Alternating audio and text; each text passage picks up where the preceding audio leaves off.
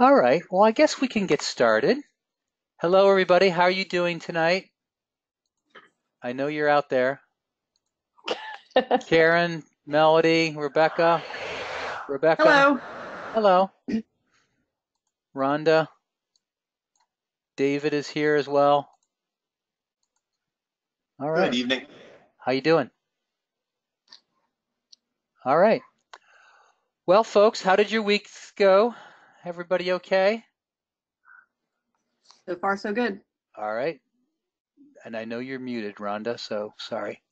Um, Now, before we move on to have Connie's presentation and discussion, are there any questions about the course or the syllabus? This is Melody. I posed a question earlier via email that I answered kind of for myself as far as the proposal that's due on Friday night. I finally found Okay. that you did. So by talking to yourself, you answered your own question. Yes, I did. Very good. I like that. Any other questions about the course or the syllabus? This is Rhonda. I actually did have a question about the project as well. Okay. It can be a current, or is it recommended it's a current problem within the organization? Probably, because it'll give you, I think, more meaningful experience. Otherwise, it's kind of like I guess like a historical kind of case study. Right. I mean, if you want to do the latter, you could do that, but I think it would work better if it were a real current problem or Okay. issue. I just wanted to make sure Yeah. because I have a couple of current problems.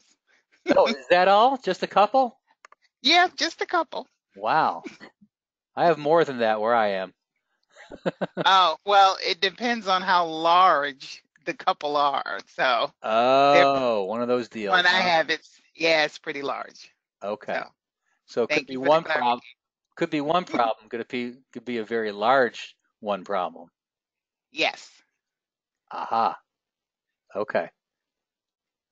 but All I'm right. clear now. Okay. And I actually do have one more question Sure. about the course. So in our syllabus, it talks about participation via the discussion board. And so far, the only thing we're really posting after the bios is the questions for the speaker. Are Right. we supposed to be talking to each other about our questions for the speaker, or Well, is on that the weeks where we don't have speakers, those will be more discussion based, asynchronous. got it? Okay. Okay? Yep. And since we've had a speaker every week, we really haven't had a chance to experience much of that yet. Okay. Okay? Understood. All right. Yep. Very good. Okay. Well, like I've said from the beginning, I think the best part of this class is our wonderful guest speakers because um, they know so much and bring so much to the table that it would be silly for me to try to replicate what they know so well. So what I do is I invite the guest speakers, and tonight we have Connie Malamed. Connie, how are you tonight? I'm great. How are you all doing? Doing good, doing good. Doing good. Connie, Great. Connie, also known as the e-learning coach. Some of you might visit her website, her blog. She has a great website that I think is very helpful. She also has a podcast too. So if you have not visited her website, I would highly recommend that you do. And Connie brings something to the table that I think most other people don't. She has a background in visual design, which I think is very important these days because, as we know, most of our learning now, or a lot of our learning, is online. And I think a lot of us get in this field because we like to teach and because we like to do training and maybe design courses, but a lot of us don't really have much experience with visuals and designing a good online course visually.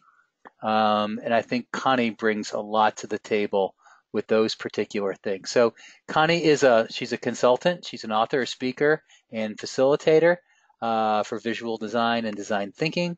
For 20 years, she's helped nonprofit, government, corporate clients improve their performance by creating meaningful and engaging learning experience. Connie is an author. You might have read some of her books, Visual Design Solutions, which is excellent, and Visual Language Design for Designers, which is also excellent in my opinion. And with that, I want to introduce Connie. Connie, welcome.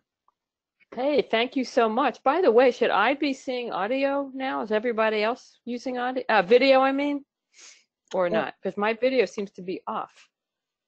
Your video. Yeah, is there video component here to the class? No. Oh, okay, great. Then I'm good. Yeah, I mean, yeah, there's just audio. We're not using webcams. Okay, perfect. I learned a long time ago, and maybe people have different opinions, is like, I think I was teaching a course was 12 years ago, and I had my webcam on. And after a while, I had one of the students chat in and said, "Okay, Dr. Williams, we now know what you look like. It doesn't help us learn any better." Interesting. Yeah, I thought there might be a little window of the person or something. Believe me, I'm happy. I hate being on video. Hi, everyone. Good evening. Well, actually, I don't know where everyone is located, so it might not even be evening for you, but it is on the East Coast. Welcome to Crash Course in Visual Design. Now, looks like my thing has paused. There we go. I would like to hear from you in chat. What was the last graphic that you created, selected, requested, just something that you had your hands in? I just want to find out a little bit about what you're doing so I know who I'm speaking to. Can you answer in chat?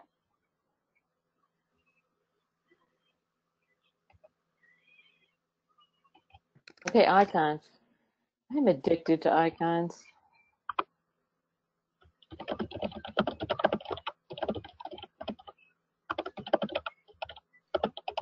Connie, there are some people that are chatting in through the question function, which is a different box. So you might want to have both those open just in case. Okay, I see it. I did not have it open. Okay.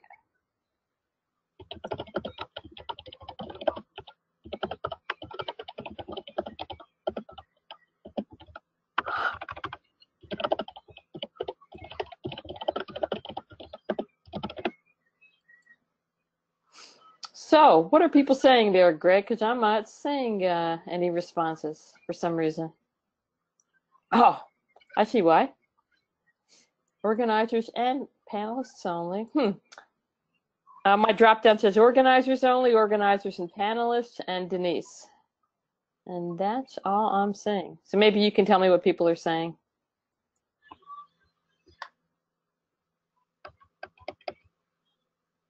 Well, this is Melody, and I put in logo because I do a lot with our logo. Oh, interesting.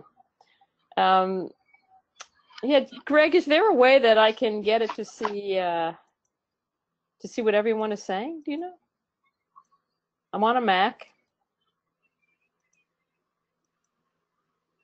Where is Greg? Okay. Anybody else want to chime in because I cannot see what you're saying, what you're typing. This is Rhonda. I completed a job aid, a one-page job aid. Nice. Okay. Connie, do you see a section that says questions that was like underneath the chat section, that little gray bar? Yeah. Okay, if you open that up. It is. Okay, and you're not seeing anything in there? No, nothing. I've had this happen before. I wonder if it's because I'm on a Mac. I don't know. It says show answered questions. I'm on a Mac as well. I think it's just the organizer that can see that the questions in the box. Okay, when you send your message, folks, you either want to make sure you hit all for the entire audience.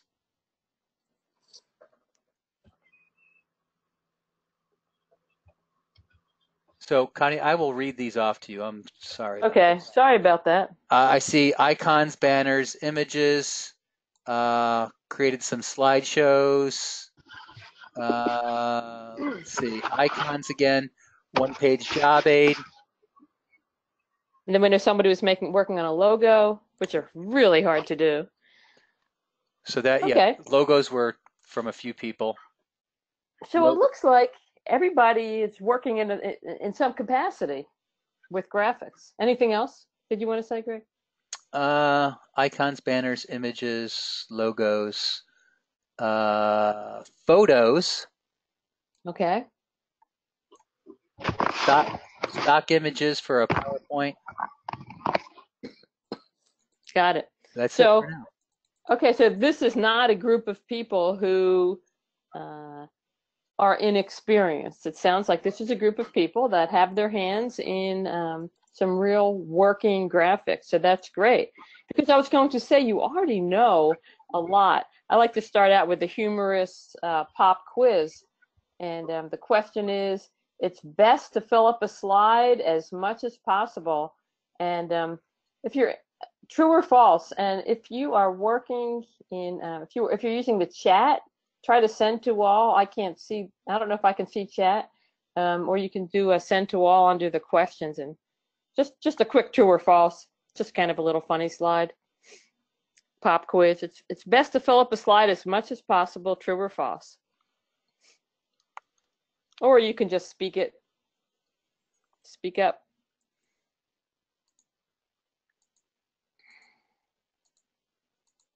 Any responses coming through, Greg? Because I'm still not seeing anything. I'm seeing falses, all falses. Falses. Okay. Yep. Here's another funny one. Use as many different fonts as you can. True or false? False. Yeah, might as well answer in audio since I can't see it. That's Really, correct. really false. And the other one that I like to ask is adult learners don't care whether a course is visually appealing. True or false? False. False. Big time false. I just like to do that because, you know, it really is amazing how much you already do know.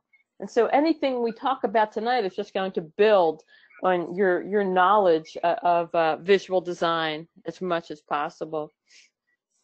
So sometimes I have a feeling everyone here really does know the value of visuals, but sometimes you have to make a case for them. Sometimes you may work somewhere where they're saying to you, we don't have money for graphics. And that just drives me crazy. I teach visual design workshops and people will say, yeah, my boss says there's no money for graphics. It just breaks my heart.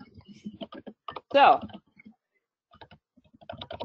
here are some of the things you can say. 50% of the brain's cortex, the outer layer, is devoted to processing visual information. I mean, that's pretty amazing. And more brain resources are devoted to vision than to any other sense. Amazing fact.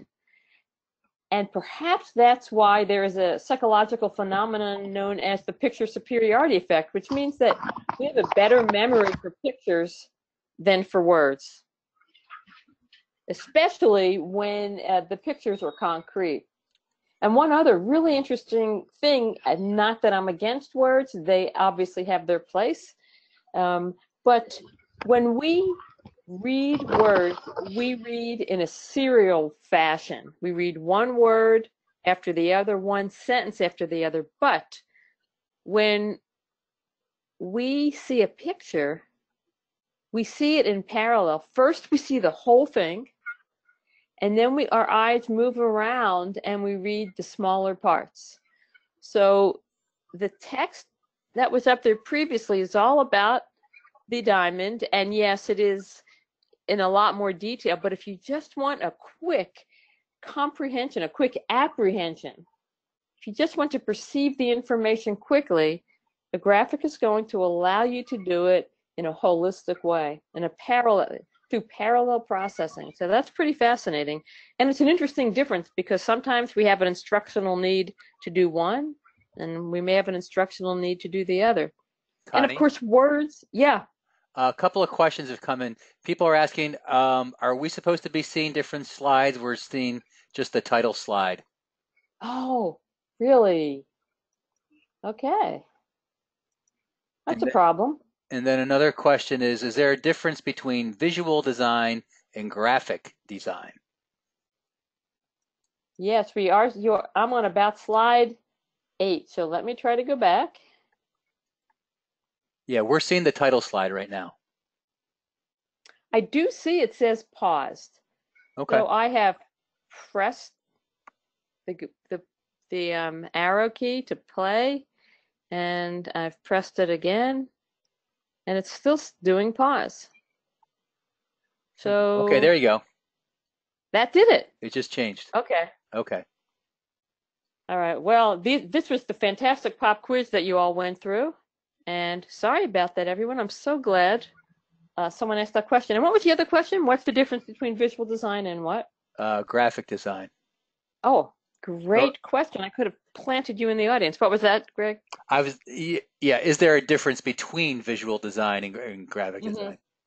Well, like every other definition, of course, people are going to have their own opinion. But the reason I use the term visual design rather than graphic design is because in the workplace, graphic designers are often associated with advertising, marketing, not necessarily with instructional content. And I feel as though instructional content is different, because in graphic design, you don't necessarily need people to retain the information like you do when people are learning something. So I feel like instructional graphics can be quite different than the graphics that people will make for marketing or advertising purposes, which may be to get your attention, and then that's it. You may not have to retain the information over a long period of time, nor apply it like you do for learning.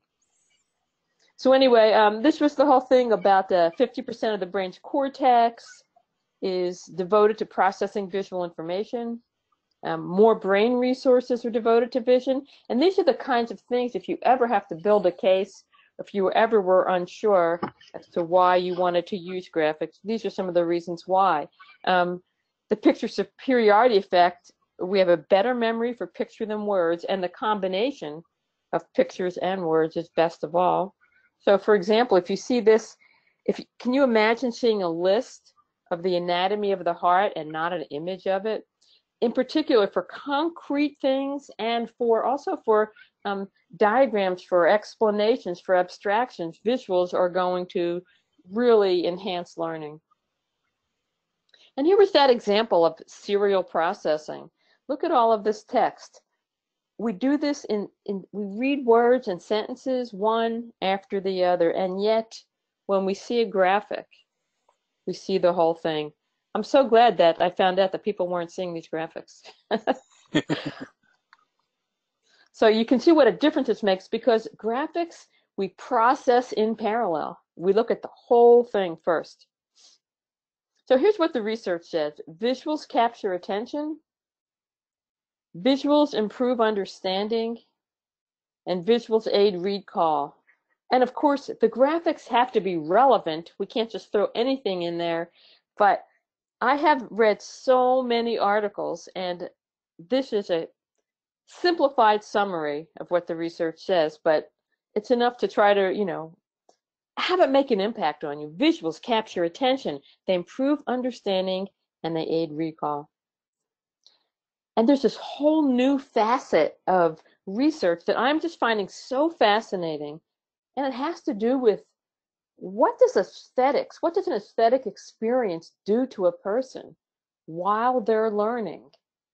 So just stop for a moment and think about the last time you had an experience where you saw something that was beautiful. It could be the Taj Mahal, it could be architecture, it could be a painting, it can be a new baby, it can be a landscape, just something that was very beautiful. It was an aesthetic experience. Can anyone put that into words? How does it make you feel when you're having that experience? You can speak or type it, and Greg can tell me what you're saying. Awe-inspiring. It's awe-inspiring. Nice. And that's, of course, a positive experience. Anyone else? Like you're actually there. For yeah. Rhonda. And sometimes you are actually there. Well, anyway, all of the things that people will say, they'll say it makes them excited, it gives them butterflies, it runs through them, gives them chills. Anyway, aesthetic experiences cause positive emotions. So I find this research fascinating. Positive emotions are beneficial to learning, to problem solving, and to creative work because we're more open. And although you may not think of a job aid or an e-learning course or a brochure or a logo as aesthetic or as beautiful, it actually does cause a positive experience. And I'm guessing you've had this experience when you open or begin to start instructional materials and they're very nicely designed, very nicely laid out. You know exactly what to look at. So in a way, it's our responsibility to create positive emotions in people, in learners, and one of the ways to do that is to make things that are aesthetically appealing. And in answer to that question, the difference between visual design and graphic design, and I hope you feel like I answered it appropriately, and if you need more on that, we can talk about it afterwards. But there's also an important difference between design and art. And the reason it's important is because people will say to me, I can't draw a straight line. Actually, drawing a straight line is pretty hard, but I can't draw, I'm not creative. And it's much easier to learn visual design than it is to learn art. And here's the difference. Design is always utilitarian. So when you learn the principles and when you practice it, you will get better at it more quickly than if you're trying to become a master artist, because art is an end in itself. They're really different. Design communicates a specific message, and art is really about self-expression. Design always starts with assets, logos, palettes, photographs, and art usually or often starts with a blank slate, a lump of clay, a blank canvas. So with design, you already have something to work with. And finally, design is judged by its effectiveness. And this is one of the differences, I think, between visual design and graphic design. Because if somebody makes a really cool poster in graphic design and it catches your eye and you can barely read it, but whoa, you stare at it and you watch it and it's powerful and it has impact, yet it may not be effective. But if you just have something very simple in the world of design, it can be effective. And so we judge design by its effectiveness, but in art we judge things by their beauty or by their insight. Maybe they're saying something about society, but it's quite different. And this is why I'm such a strong proponent of helping people learn to design, because everyone in this field, if you learn what the principles are and continue to practice, you will be able to get better at design. It's much easier to do than art. I promise you, because I'm a failed artist. Now, I love this definition of visual design because it's so simple. You'll be saying to yourself, oh yeah, I could do that. Visual design is the organization of visuals and text in graphic space. That's it. Visual design is the organization or arrangement of visuals and text in graphic space or two-dimensional space. It's that easy. And Greg had mentioned my books, and I just wanted to show them to you just to say I have researched, thought, written, spent years thinking about the importance of visual design. And what I decided to do in this 1 hour, well, it's typically a 1 hour webinar. And then after that, maybe we will talk about some of your questions. I tried to pull everything I could out of this into 7 principles that will hopefully change the way that you design. And I know that some of you already know some of these principles and you may be doing them intuitively, but this way you'll have a rationale for doing it. So 7 ways to design with intention, because we always want our designs to be done with intention and not just randomly. And Connie, these principles, yeah. couple of comments that you might find interesting from Rebecca Dongera. Design gives me the energy to do the work to reach the goals. And then Karen commented, it's interesting how visual design affects the perceived value from the learner's point of view. Really, that is really true. And if I don't have it in this talk, but if you want to look up processing fluency, the research on that, it's really true that when they show people, they did this experiment. And by the way, those two comments were just beautiful, really, really beautiful comments. When they showed a group of people an exercise that they could do at their desk, when they put it in a beautiful typeface that was easy to read, the people said, yes, I can do that. And when they put it in a typeface or font that was hard to read, the people said they could not do it. So it's really true that when things are pleasing, it gives it more value and credibility. And I'm the same way with design. Whomever it was that said that, it gives me a lot of energy too. I get addicted and it's hard to turn away. It's hard to stop. But anyway, the principles that we're going to go over, they'll work if you have to make a brochure to advertise what you're doing, or sometimes if you're working in medical e-learning like I do sometimes, sometimes you may be responsible for making a patient brochure. Information graphics, principles are the same for that. Principles are the same for making a job aid, a mobile app, e-learning, whatever you're working with. If there's a visual element to it, and as you know, visual language, visual communication is over the top now. It's so important. I hope they're doing it in the school system because I think it's really going to help people get jobs and stay in jobs. But these principles work for just anything that's visual. And the first one you're already doing as instructional designers, you're already aligning your design. So you just have to make sure you're also aligning not just your instructional design, but your visual design. You're aligning it with the audience. You're aligning it with the content. Are you, is this for forklift drivers? Is the content for telecommunications specialists or for people at call centers? There's a certain design that might work for one group of people and one type of content that may not work for another kind. And also the flavor of your visual, that what it projects. What you do for a hospital would be quite different than what you would do for a fast food chain. This is actually a fast food chain from London, because the last time I gave this talk, it was in London. But we could put a McDonald's there. Same kind of thing.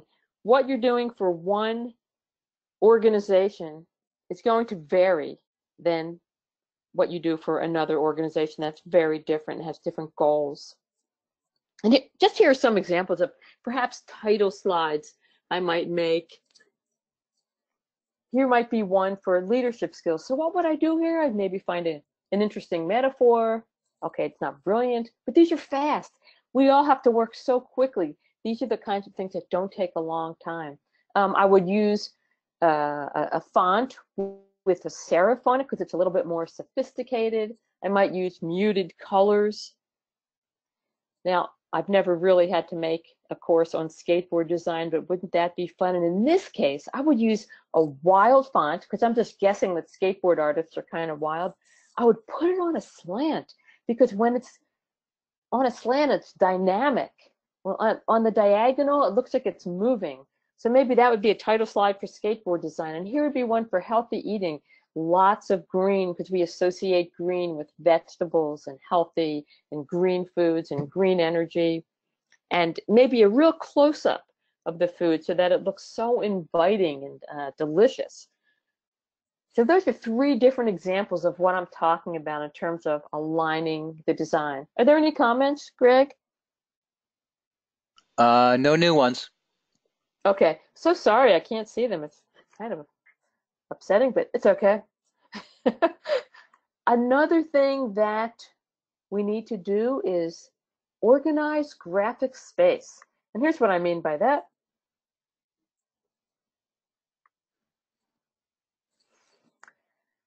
No, this is not my living room. If you walked into an office or a house like this, it would be so cluttered and disorganized, and you really, if your desk ever looks like this, you just don't know where to start, and it muddies your mind. I mean, sometimes when my desk is a mess, I can't even think straight. I have to clean it up to be able to work. But then if you walk into a house like this, which I realize no one's house really looks like, but it looks like it's so uncluttered. It looks like I want to be here. I want to do something here. Well, if we take those 3 dimensions, and in this kind of environment, you can think. If we take those 3 dimensions and turn them into 2 dimensions, that's how we can start to think about graphic space. So most people, when we look at a picture, we separate it into foreground and background. And positive space and negative space. And white space is the negative space or the background. It's the area not occupied by visuals or text. And one thing to make your designs better is to start to pay attention to the white space. And of course, white space does not need to be white. In this case, it's black. So anything that's not occupied by visuals or text is known as white space. And I flipped it around because I feel like it's easier now. The black figures kind of recede to the background. Start to look at the shape of your space and see if you find it appealing. Now, I know you may not have time to do this on every slide, but especially if you have a template, you might be able to do that. And so just check around and look at your white space. Think about it. Look at it as a shape, because it is a shape, and see if it feels uncluttered and clean. Couple of comments coming in. Sure. From David. Okay, where did David's go? Definitely important to have the style match the audience. Good examples. From Melody. Wow, a cluttered space feels like a cluttered brain. It really does. Sometimes I can't figure out what's wrong. Like I'm trying to work and I go, oh, my space is all cluttered. I've got to clean up my desk. And then, I go, oh, okay, now I can work. And from Really Rebecca, Yeah, Rebecca Griffin, what is your perfect working environment? I know when I am developing e-learning, I must have my headphones in to completely focus on the task at hand. Nice, nice. I like a quiet office space, or when I need to come up with a creative idea and I'm having trouble, and maybe some of you feel this way, I'll go to a coffee shop. And there's been some research that shows that little bit of buzz, it can't be too loud, but that little bit of buzz can actually boost your creativity. In fact, there's a website called Coffeetivity. You can put that on, put some music on, and you'll get that little buzz. You can try it if you need a creative breakthrough. Have you also noticed that sometimes it can take 2, 3, 4 days to get that creative breakthrough? You can't just come up with it on demand. So anyway, yeah, I like to move around a little bit, change my environment. So now we're getting into layout. This is all part of graphic space. You can do a symmetric layout. And in a symmetric layout, everything is a mirror image, or almost a mirror image, on either side of the axis, pretty close, of the horizontal and vertical axis. And these project a certain amount of stability. And you can notice, I notice a lot of book covers have a symmetrical layout, but some people find them not quite as interesting. So you can use the symmetrical layout with intention, and an asymmetrical layout with intention. And with this asymmetrical layout, you can see that on either side of the axes, it's very different. And yet, even though it's completely different, it's balanced, because the man on the right is balanced by the text on the left, and also that curve carries your eye through, carries your eye around to the person. And in an asymmetrical layout, people tend to find it a little bit more interesting, but either one is okay. Just know that you're using it with intention. And here's an example from one of Stephen Anderson's presentations. He's a user experience designer. And I thought this was kind of interesting because it's an asymmetrical layout that is not balanced, and it creates tension. And you may want to create tension. Sorry about the dog barking. I have a noisy neighbor, if you can hear it. So asymmetrical layouts do not have to be balanced. It depends on what you're presenting. Now, here was something I did for the Immigration Service, and I wanted to show you, this is a problem with, one problem that can happen in white space. And in graphic design, they'll call it little rivers of white space. And it's when you have a whole lot of small graphics and there's little bits of space between them. And some people find it unappealing. And nowadays, when you go to websites, whatever we see a lot of, we get used to. You know, you see those big, what they call hero images, giant images. So one way to amend this, if you don't want to have the little rivers of white space, is to just use one large image, and it's pretty easy. These aren't the kinds of graphics, a lot of the things I'm showing you, they're not going to win awards. They're going to get you through your project quickly and look pretty nice. So in this case, I'll just take a shape, and I pulled a color from the apron, and you could pull another color, perhaps that green in the back. And then I put the text on it, and bam, there's my title screen. So maybe I can make something like that in 15 minutes. And like I said, it's simple, to the point, and it's clean.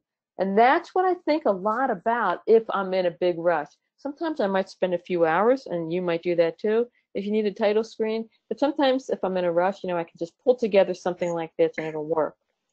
Connie, got a question here for you. Mm-hmm. Connie, this is from Karen. Connie, are you saying that darker colors are perceived as receding into the background? Or by foreground/background, do you just mean overlapping graphics?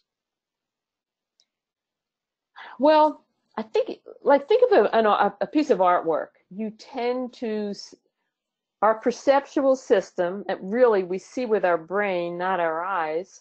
So our perceptual system tends to separate things into foreground and background. And I do think that it's a fact that darker colors do tend to recede. So, I mean, of course, like, let's look at this man here. His dark pants don't recede because we can see he's in the foreground because he's larger. But if you think about a painting of, say, a landscape, you might see the darker mountains, and maybe at the horizon it would be purplish blue. So dark colors do tend to recede. The cool colors tend to recede, and the warm colors do tend to pop out. But there's so many other things that are affected, like the overlapping, the size, the texture. So there are many things that make us see something as receding or coming forward. But generally speaking, bright colors pop out, dark colors recede. I hope that answered the question okay.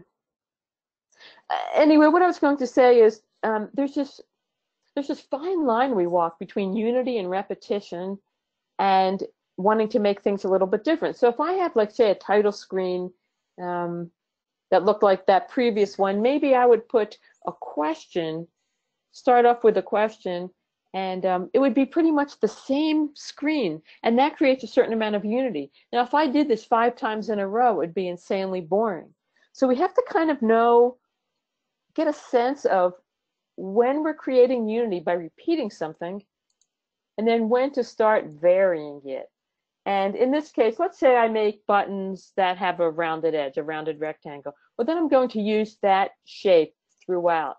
And that might be the shape I end up using for all buttons and perhaps text boxes. In this case, I didn't. So just think in terms of repetition. Repetition makes it seem like your course is all one unified thing. Creating a visual hierarchy. Did anyone have anything else to say about that, Greg? Here's another question that's somewhat related to that. Are you using stock photos, or do you request permission to use images? I have had my son, who enjoys photography, take photos for me. Oh, you're lucky. I often use stock photos depending on what's going on. And I will also do photo shoots because, you know, sometimes, like, you have someone like who can take photography for you. It depends on your budget. But there are times, like one time I was working on a course on safety in containers for people who go into these tight spaces and containers, and at nuclear sites. And in that case, we had to do a private photo shoot because you're not going to find a lot of those photos, you know, in your typical stock photo site. So I think I would say that it depends on, what your needs are in the situation and your budget too. I've done both depending on my client's budget. Now create and on the need, if you can find the stock photos, that might be the cheapest way to go. So anyway, creating a visual hierarchy, that's one of the things that professional designers use, and a lot of people who haven't been trained in visual design. Very few instructional design programs have a whole course training people in visual design. You know how I know? You can tell from my book sales that very few people are taking that book and using it for a course. So creating a visual hierarchy is something that professionals do all the time. The visual hierarchy controls the order in which the viewer sees visual elements.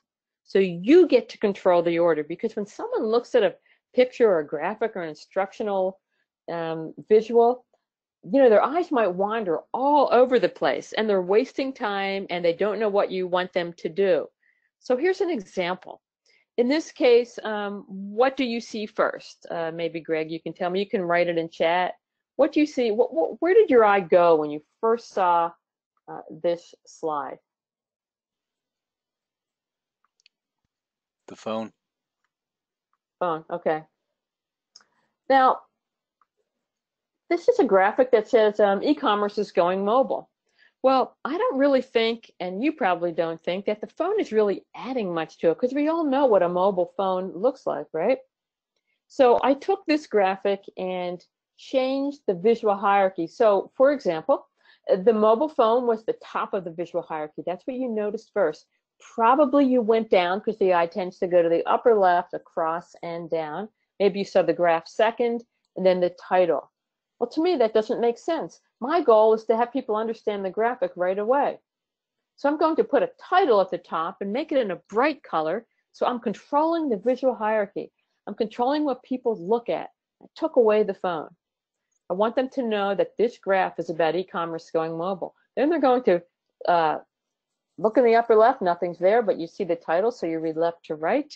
Then you go down, you see the graph second, so that's second in the visual hierarchy. And usually there's 2 or 3 levels of visual hierarchy. And third, people can read the explanation. And by doing that, I change the visual hierarchy and I'm controlling what people look at. Now I know you don't have a ton of time to think it through, but after a little while, it becomes second nature. You just think, what do I want people to look at here? Bam, bam, bam. Change it around and you create a visual hierarchy. So you stop and think, what's the most important thing? What do I want people to look at? And that's the focal point. You can create a visual hierarchy from a position. And by the way, Greg, I will give you these slides as a handout. So if you want to distribute them to everybody. Oh, great. People always ask for that. I know. That's why I do it. Otherwise, they'd hate me. So you put things in the upper left. That's one way. Through positioning, you can get people to, that's how you can create the top of the hierarchy. Size creates a hierarchy. It'll grab your attention quickly. Color, anything bright will grab the viewer's attention. And you can combine them, so color and size, and then put it at the top. You've definitely got the first level of your visual hierarchy. Adding any kind of visual cue, we almost can't stop looking when we see an arrow. We have to look at what the arrow is doing. And the same with numbers. If I see numbers on a graphic, I have to find 1, 2, 3, 4. I have to look at them in order. Our brains are conditioned to do that. So that's how you can create a visual hierarchy. And look at, I don't think we have time to go through it all, but look at this graphic about the components of a diamond. Look how they use size, a title, size, and numbers to create the hierarchy. And this is actually a key. So 1 goes with 1, 2 goes with 2. Kind of interesting, but I don't know if you thought of that before when you first saw this graphic, but now you know. The designer created a visual hierarchy. And sometimes you'll see professional designers do horrible things. They'll mix the numbers up crazy, in some crazy order. In fact, I would have put the 2 here with the crown on the left, and maybe the 3 on the right. So that's just an example. There's so many things. Just because someone's a professional designer doesn't mean that they did it the best way, in the same way that we make mistakes all the time too. Except for me, I never do. So these are 5 ways to create a visual hierarchy, and I will send these slides to Greg. Do we have time to do an activity, Greg? Because I did Sure. want to get to Yeah. chatting. Okay, cool. So go to apple.com on your browser or on your phone. And now that we've gone over several different principles, graphic space,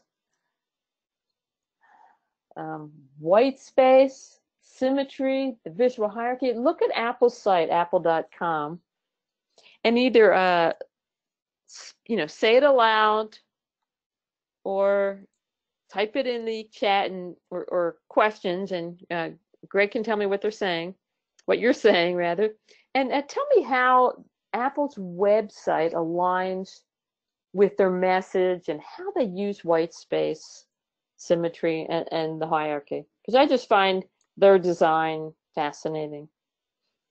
I don't think they make too many mistakes.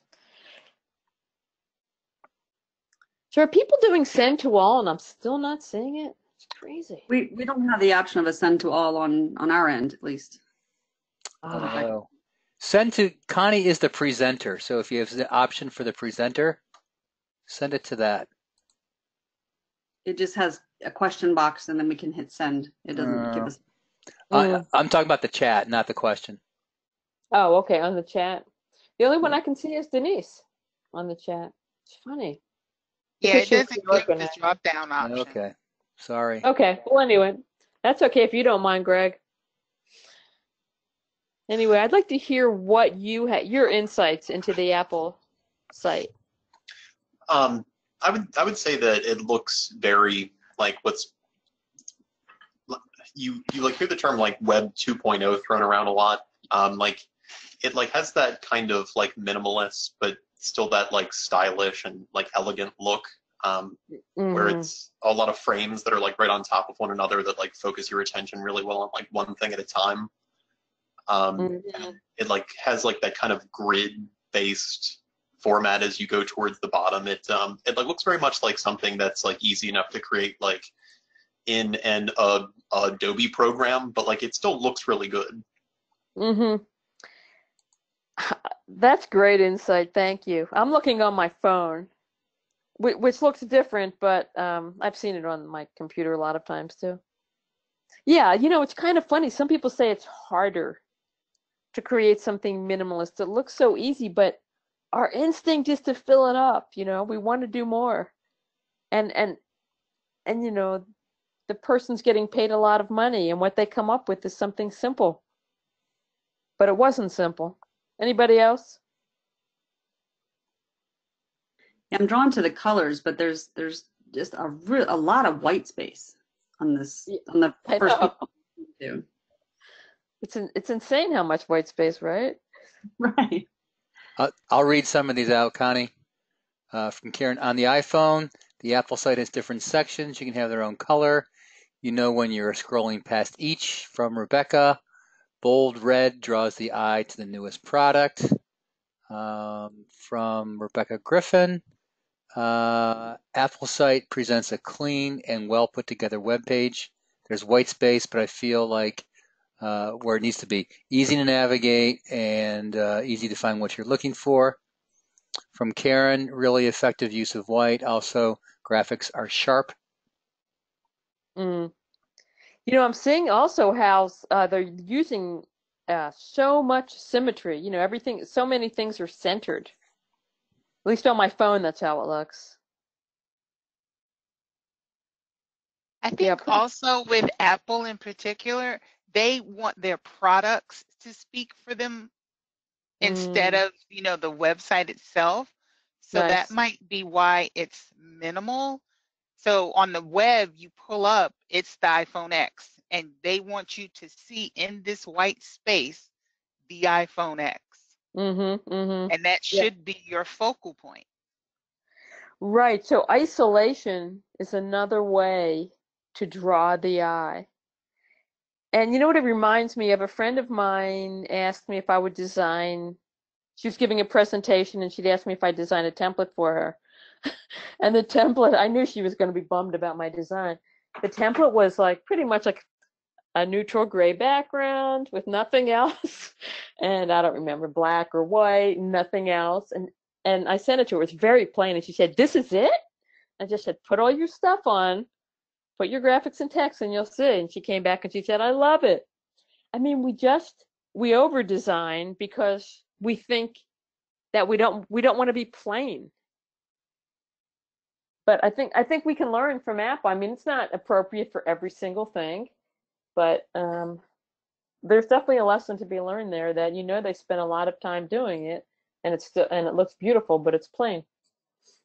But it's also interesting that when you use a lot of white space, something looks sophisticated and elegant. Someone's used the word elegant.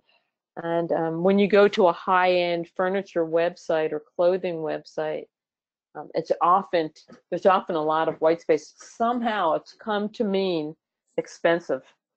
Pretty interesting. Oh, write your insights.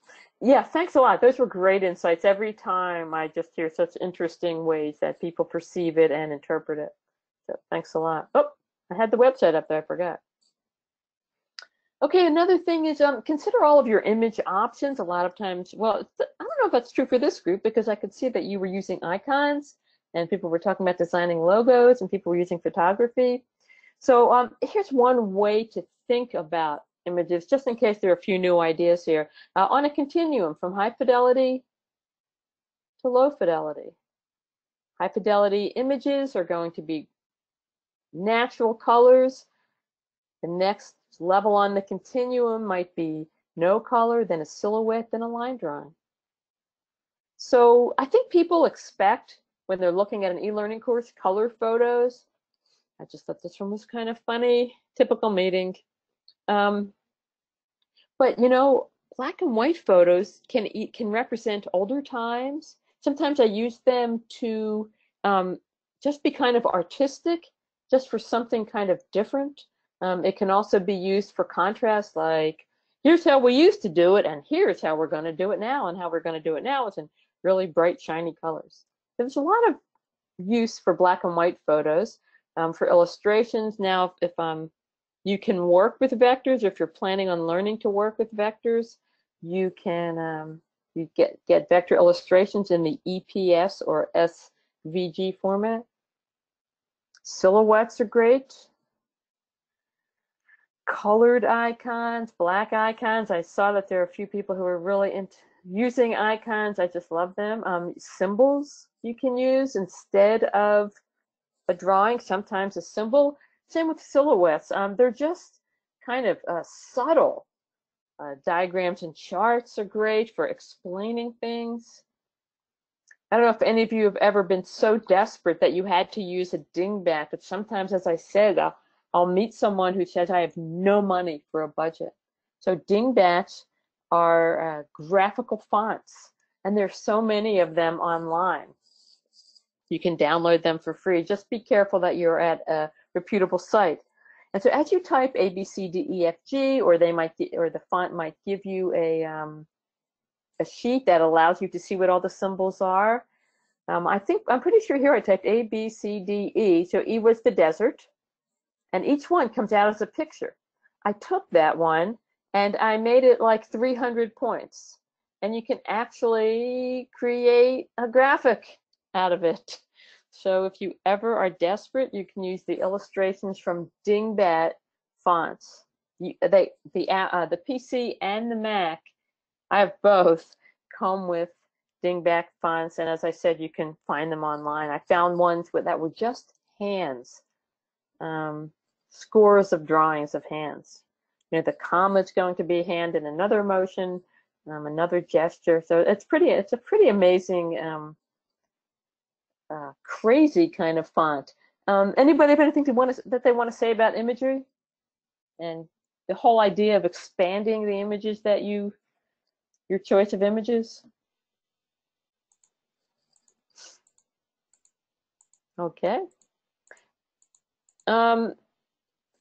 this is a really cool thing because what I like to say is there's really nothing wrong with bullet points. I know bullet points in PowerPoint and in e-learning have a bad reputation. I mean, if you just stop and think about it, yes, bullet points are nice. They line things up and make it easy to read. But what happens is people will spend 1 hour showing slides with bullet points, or most of an e-learning course with bullet points, and that's how they got a bad reputation. It's not that they were on 1 or 2 slides, but they were on 30 slides.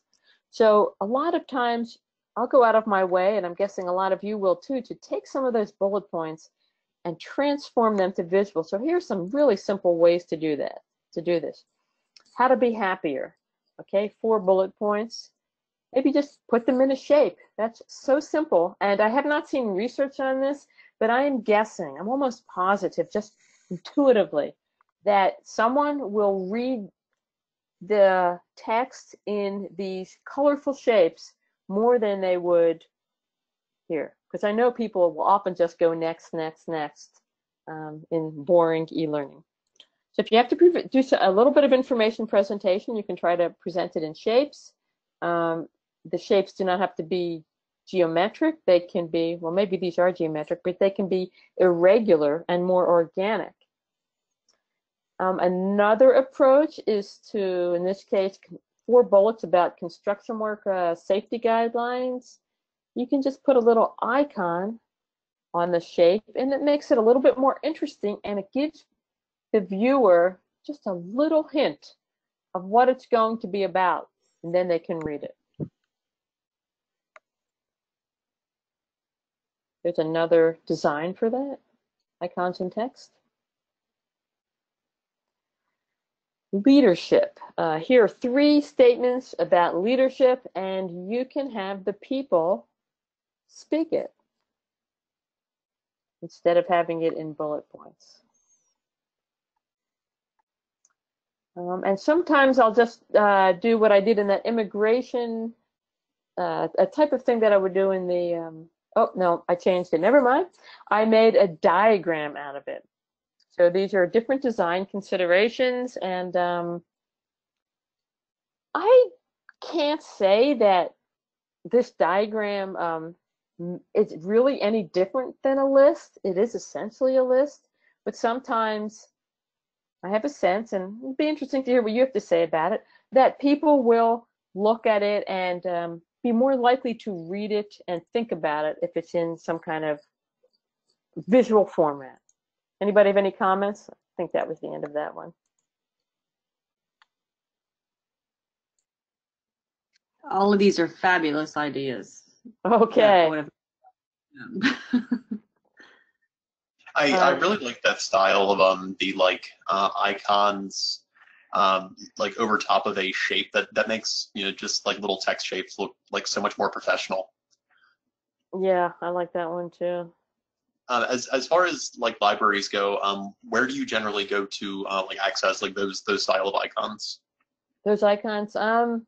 I think I got these from ThinkStock, which is moving over to Getty Images. So iStock is another one that has a lot. And Okay. I have a subscription to the Noun Project. It's nounproject.com. Probably a lot of you know that one. They don't have colored images, but you could get into Illustrator and change them around and add color. And there are also quite a few free icon sites. I think I have them listed on the eLearning Coach, but I can't quite remember where. It might be under resources. So try that too. Excellent, thank you. Sure, if you need some freebies. Okay. Subtractive design. Now this is pretty cool. So did you ever either you've gotten somebody's work or you're looking at your own work and you can't figure out what's wrong with it? Well, you can use subtractive design where you remove unnecessary elements up to the point where the design breaks. So you don't want to remove anything that's required, but you can remove everything up to that point, anything that's extraneous. So I want to show you an example. I think I made this one a little bit worse, but this was actually a presentation that I was fixing for a physician who's creating a center for doctors to be healthier and take care of themselves. So I used subtractive design on her slide deck. And one thing I wanted to show you is, you see that guy on the right? He's kind of all squished up. And I see this on the web and in presentations all the time. And I wonder why people can't tell. But to me, it looks so obvious that he's like squished. And I'll show you. I help him breathe better in a little bit. So first I took off the footer. I just don't think we need logos, dates, titles on every single slide. People might want to know a number if they need to know, like how much more time they have in the e-learning course. But basically, that's extraneous information that just can draw the eye. It just makes clutter. So you can remove that, and you can remove unnecessary backgrounds. And in this case, you wanted to stress every one of these points. Well, you know what? Slides are free, so we can use as many as we want. I often use 100 for every presentation, or 80 or something like that. So in this case, I just took one fact at a time. And then I unsquished our poor guy. And let's see, did I do anything else? Oh yeah, I gave him a solid background. And then highlighted the point. And there we go. Talk about simple. It's very simple. It's very plain. And she's there making a presentation, and it's not distracting. It gets her point across, and there we go. Pretty simple. So often, that's an example of subtractive design. You just remove anything that's extraneous, and then emphasize the point that you want to make. We don't really need that doctor there, and you could call it eye candy, but I think it helps. You know, it kind of complements it without distracting the eye too much. So that's a certain percentage of design is certainly subjective. But anyway, I left him, and now he can breathe a lot more easily. Finally, I just wanted, does anyone have anything to say about subtractive design? I think you will all like trying that on your own work or on somebody else's work. All right, I better go quick because I want to try to answer some of your questions. So simplifying the fonts. Typography is designing with words and letters, so that shouldn't be too hard, should it? And some of you had questions about typefaces, and honestly, I go so simple. I'll show you what I do. There was this research that showed that people can tell, non-designers can always tell, or can often tell, the attributes of a font. So I'm just going to run this 3 of these by you. Does this font look elegant or casual to you? And Greg, you're going to have to tell me the answers. I'd say elegant. Okay. Everyone's saying elegant so far. Elegant. Okay. And it is subjective. Somebody could say, well, it looks casual to me, and that's cool. You may need mental help, but generally it's okay. But yes, that one most people would consider as elegant. Now, what about this one, formal or informal? Informal. So Informal. Right. So most people are going to say that. See how everyone agrees? Now, how do we know this? But they took all these people. I mean, instructional designers are designers, so they might know more than the average person. But they took average people, and they knew whether something was elegant, whether it was informal. So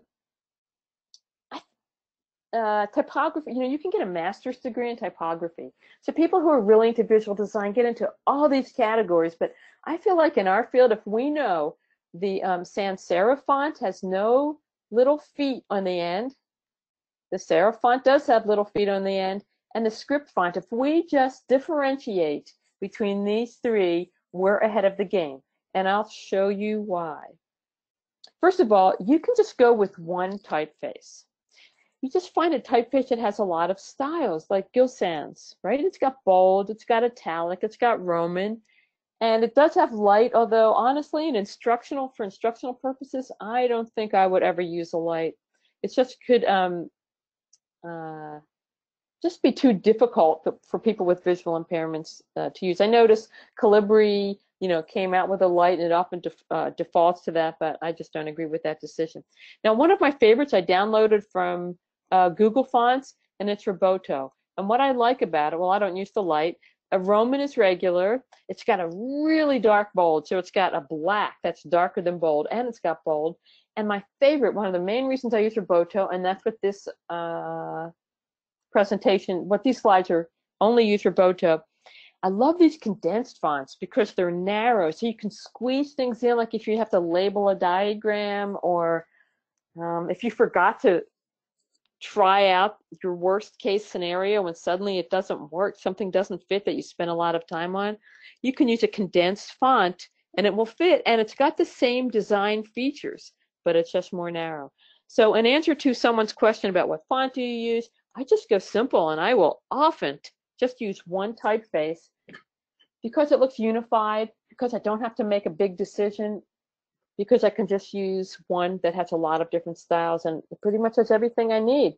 But if you're using two, that's when you want to go to the categories. So you use one, if you use you might use a serif font for the titles and a sans serif for the body text. If when you're on print, a lot of people agree that a serif font is better for print, and a lot of people agree that a sans serif font is better for digital. But you'll find arguments, about both. Anyway, another thing to watch out for is text on backgrounds. When backgrounds have a wide color gradient going from really dark to really light, I often see this in people's e-learning courses or presentations. You can't read what's at the bottom because there's not enough contrast. So if you want to use a gradient fill, use a narrow one. Maybe it's going to go from dark to medium. That's point number one about text with backgrounds. Also, I see this on really well done websites too, where people put text on a graphic and you can't really read it that well.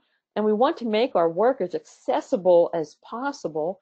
So many people have visual impairments that you should just put your text on a nice, clean background. And sometimes what I like to do is use something like a 12 to 15% transparency. And then you can kind of see behind it just a little bit so it doesn't interfere. And maybe that was even too much. I don't know how that's showing up for you. It just looks more unified to me than that. Either way is okay though. I'm thinking, okay, maybe we can do this real quick, because I'd like to get to answering your questions. How would you improve the next slide? Just look at it for a minute. What would you do, considering the principles that we've just gone over? The first thing I would do is take the bullets out and maybe just design display the information a little bit differently. More visually, you mean? Yes. Yeah. Good idea. I would definitely lighten it up. It's kind of too dark. It is, and a little bit of light text on dark, like a title, is fine. But when you really want people to read something, it should be dark text on light. There's pretty much a lot of agreement on that one from research. Any other ideas? People are chatting in. Subtractive design. Yeah. Bullets need to be indented. Bottom circle needs space above it. Left justify up the title inside the shape with the text below. Great suggestions.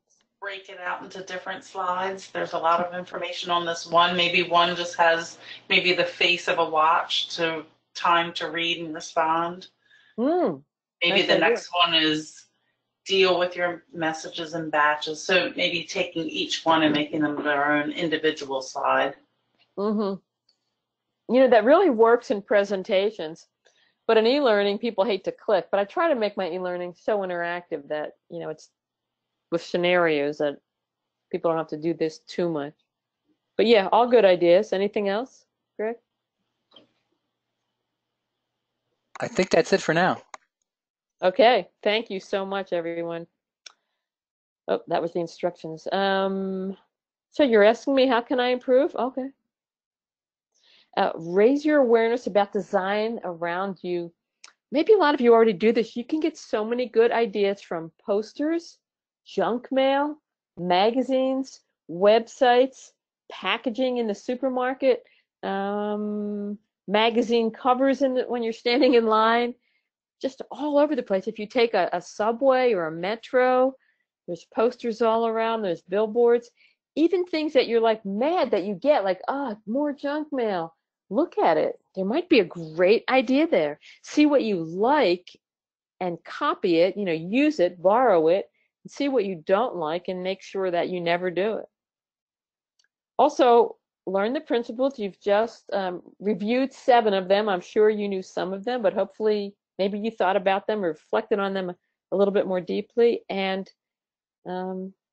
practice. I think it's so important to not compare your work with anyone else's, but instead practice very intentionally and look back on your work from 6 months ago after you've been practicing and just see how much better you've gotten. It's an unending journey. You just continue to get better. Don't compare yourself with professionals who do it 40 or 50 hours a week. And finally, break the rules anytime you want to, but know why you're doing it. If you design with intention, you can break any rule you want. One time I saw a beautiful website, a beautiful poster on a website, and the person had used like 30 different fonts or 20 different fonts, and it was wonderful. She broke the rules with intention. Anyway, I wanted to thank you so much. You can email me, Connie@ConnieMalamed.com, or go to the eLearningCoach.com and hit reply. We can connect on Twitter if you want. Okay. I wanted to get into answering some of the questions. Do we have time for that, Greg? What time are we going till? I forgot to ask. Yeah, we can go to like 9 or even later if people want to hang in there, because you're a valuable resource and a great person. Okay. We're lucky to have you. Oh, thanks. Well, I don't want to keep anyone later than they normally do. I'm sure I have a feeling that they have lives. I don't know where I get that idea. But guess I can stop sharing the screen in case some of the questions people asked are kind of, actually it won't matter because I'm only sharing PowerPoint, right? Either way, I can stop sharing if you want me to. Yeah, that's fine. Now I just have to figure out how.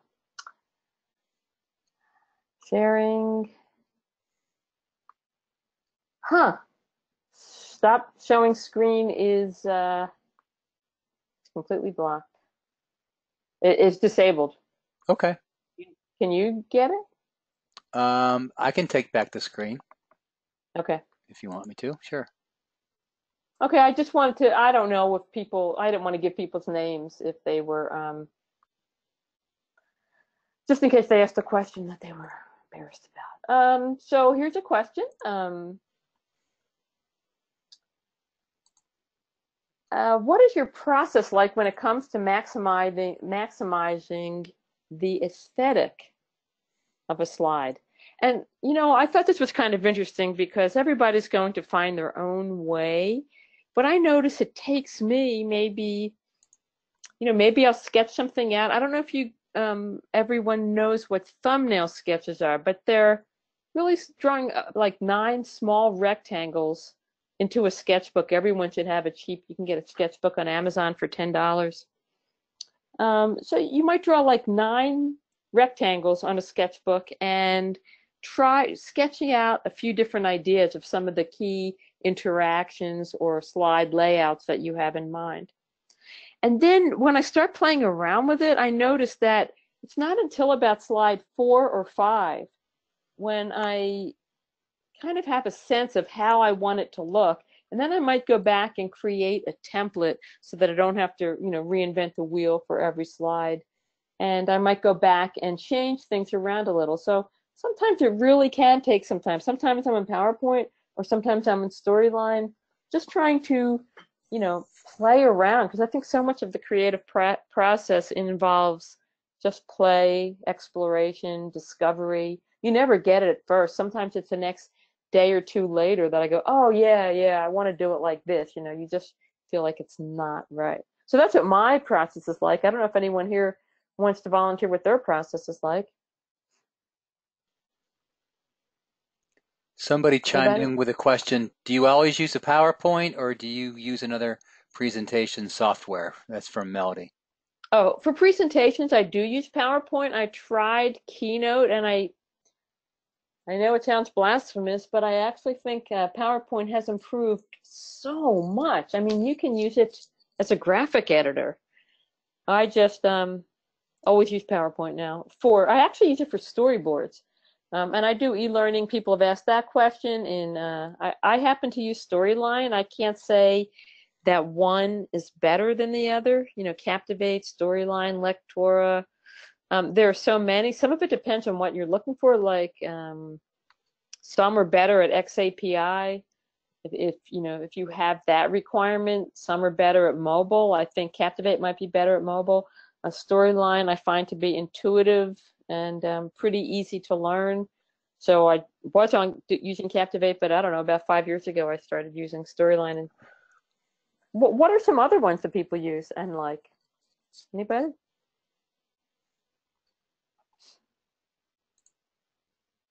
It's amazing how those are the main two. Here's another question coming in. Go ahead. A bunch of them coming in now. Okay. Tools. I was really thrilled to see your website with 100 freebies where you share the graphic assets. I hope everyone sees this kind of information. What would be your recommendation for creating a presentation and not sacrifice quality in my message delivery? Not sacrifice quality in my message delivery. So I guess I don't understand why you would need to sacrifice quality. Can you explain that a little bit better? That's from Rhonda. Rhonda, what does that mean exactly? Like, why would you need to? Are you in a rush? Rhonda, I think you've got yourself muted. I'm trying to unmute you. There you go. Sorry. There I am. I think sometimes where I'm trying to put something together for a training and it's quick, I don't always have time to have or put together a facilitator guide for me, and I want to make sure that the message is conveyed on what I'm trying to say, but I don't necessarily want it to look like it's rushed. Right. I was just wondering if there's anything that I could do to not necessarily have the appearance of it looking just put together and still making sure that I'm conveying my message in the PowerPoint or the presentation, that it's going to make sense to the learner. Okay, I understand. Well, first of all, I mean, I'm hoping that tonight's presentation helped you with some ideas for that. I think you just have to make templates so that you can get through it quickly, get through the design part quickly. Nice, clean templates. Think about what people are going to focus on, what you want to project in your message. I know you don't always have to have slides when you're presenting. I mean, of course, on visual design does, but maybe not. So maybe, just having a lot of activities and role plays and things like that to make it fast. To make it interesting rather than slides. But also, I would just come up with, a few, 2 or 3 slide decks that you can all, with that are very templatized, and just reuse the same ones over and over. I reuse them for sure for different presentations. If I find one that I like and a color scheme that I like, I will reuse it. So maybe that will save you some time. I forget completely about templates. Okay. I forgot all about that. That makes so much sense.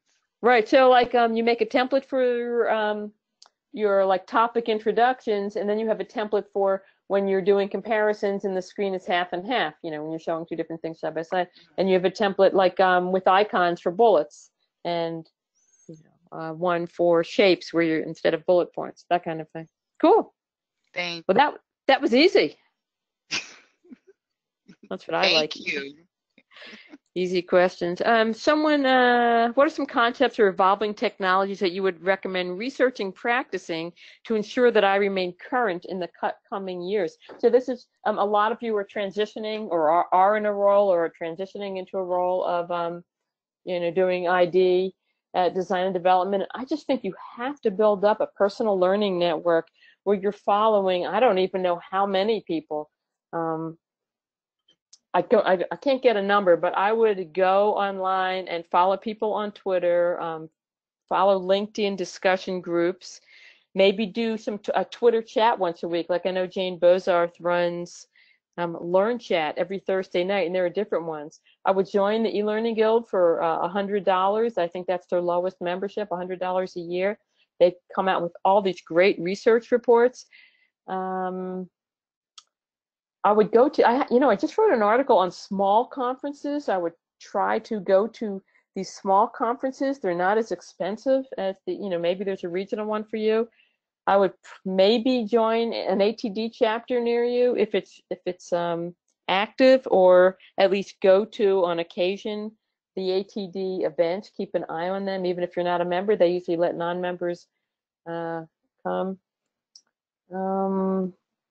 I just think you have to keep reading and reading the articles, seeing what's going on in the field, watching the debates, and also outside of the field. So look at user experience design, look at what people are doing with design thinking, look at what people are doing in interactive design, in graphic design, because we're designers and all the design fields are somehow going to be relevant. For me personally, I like to staff with as much as I can with cognitive psychology. So I hope that helps. I think it takes a lot of work to keep up, but I really think it's worth it. And as you get to know people in the field and can contribute to the conversations, or keep a blog and write, the more I write, the more I learn, because I don't want to make mistakes and I want to make sure I'm presenting accurate information. So I have to research. Sometimes it can take me 8 hours to write a blog post. That's why I don't have a life. Okay.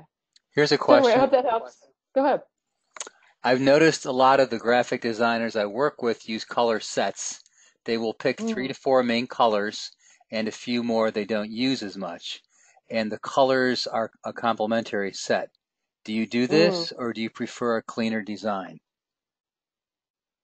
Well, 3 to 4 seems pretty clean. I might pick like one main. I think it depends. Like, it really doesn't matter so much what I do as what's appropriate for what you're doing. And again, graphic design, if that's for marketing purposes, maybe for instructional purposes, I'll pick one main color, 1 or 2 main colors, and then an accent color and a neutral color, and pretty much leave it at that. So the accent color is going to complement, be bright, be emphasized, like a yellow on blue. And I usually, and you have to have a neutral in there for your backgrounds, a tan, a gray, a black or a white. Like for presentations, actually in a large room, a black background is supposedly good because it doesn't make a shimmer or a dark gray. For e-learning, I'll pick something very light, a light blue or a white. And then have a main color. As long as it's appropriate for what you're doing. But if you feel like a palette like that is distracting, then I wouldn't do it. And maybe the graphic designers are like really experienced and they can handle it. I'm not sure. So somebody's talking about keeping their ISD, keeping their professional portfolio and repository fresh, updated and active. To do that involves having standard technology knowledge of software platforms. It's kind of interesting. I think when you're an instructional designer, I think you have to think about, if you haven't gotten a job as one yet, where you want to focus. Because in a large company, it is possible to only do the instructional design part up to creating storyboards and then handing them off to a developer. So on the really small shops and in the one-person shops, you're designer and developer. And if you really don't like, if there's anyone here who doesn't like technology and doesn't want to do the graphic design, you can probably find a job just doing the instructional design. People get very worried about that, but I know of people who only do instructional design up through storyboarding, if it's e-learning, or else they're doing stand-up training. And if you like doing it all, then you want to find a position where you are, doing a lot of the technology. So, for example, for graphics, personally, I'm using Photoshop and Illustrator. I do think that there's a real fairly steep learning curve, and I'm guessing that there are some graphic design programs that are easier, like Photoshop Elements. If they still sell that, that's easier to learn. That's a nice step into Photoshop, and there are a lot of free graphic programs too. I actually have an article about that, or you can just do a search. So, and for technology, really all I'm using for authoring tools is Storyline. I think that knowing one authoring tool well is enough. What do you think, Greg? I've struggled with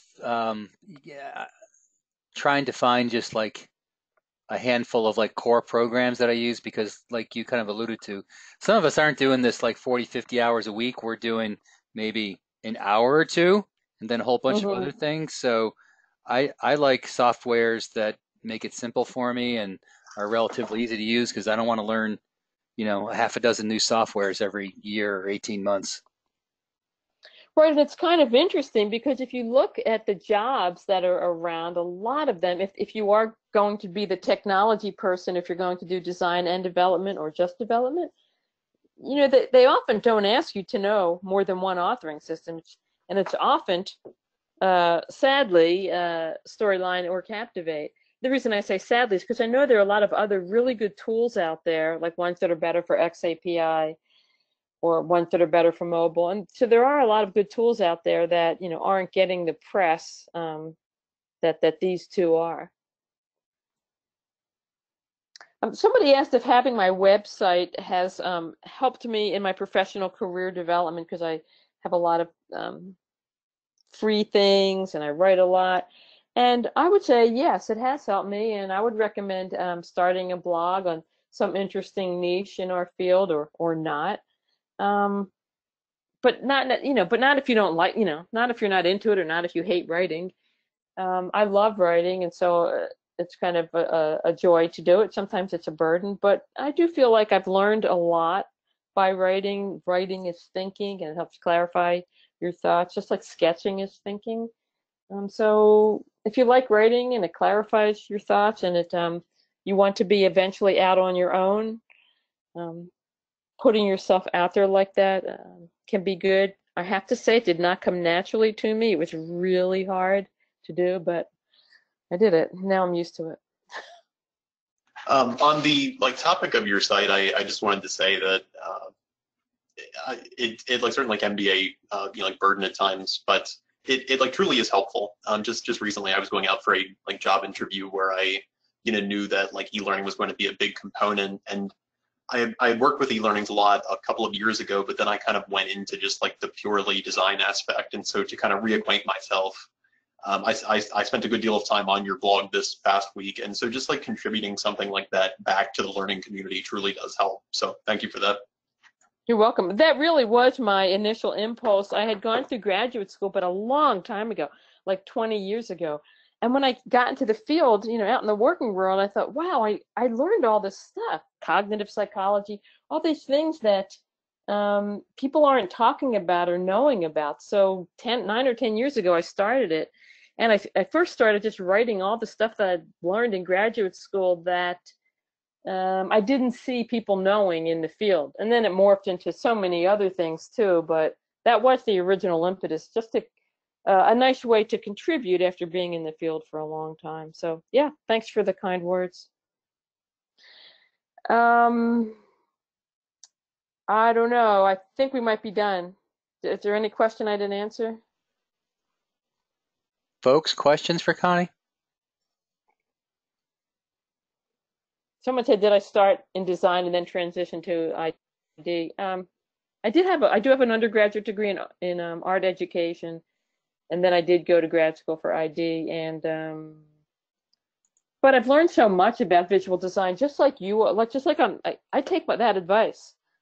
I studied it and learned a lot and practiced.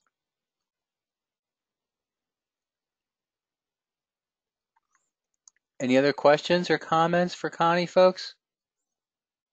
You know, I see more here, but I don't want to keep people later. I know they have to get on with their lives. Okay. Well, Connie, thank you so much for your valuable time. We really appreciate it. I always learn a lot when I read your stuff, when I listen to you. So thank you so much for sharing your time so freely. It was a big treat. Oh, and thank you, Greg, for having such a wonderful program at UMBC. And thank you, all the students. I know you're busy adults, and I'm sure it's not easy to be going to school at the same time, but I promise you it's worth it. Check out Connie's books, everyone. Her books are really good. So, and they're not gigantically expensive like some books are these days. So yeah, check out her books. I think they're great. I use them frequently. So Thanks, Greg. check those out. And Connie, thanks again. Thank you. Thank you so much. Everyone, I'll see you online and we'll see you next week. If you have any questions, Thanks, everyone. give me a call or send me an email, folks. Thank you again. Sure, my pleasure. Don't hesitate to email me. I'm happy to answer questions. Take care. Bye. Have a good night. Bye-bye. Good night.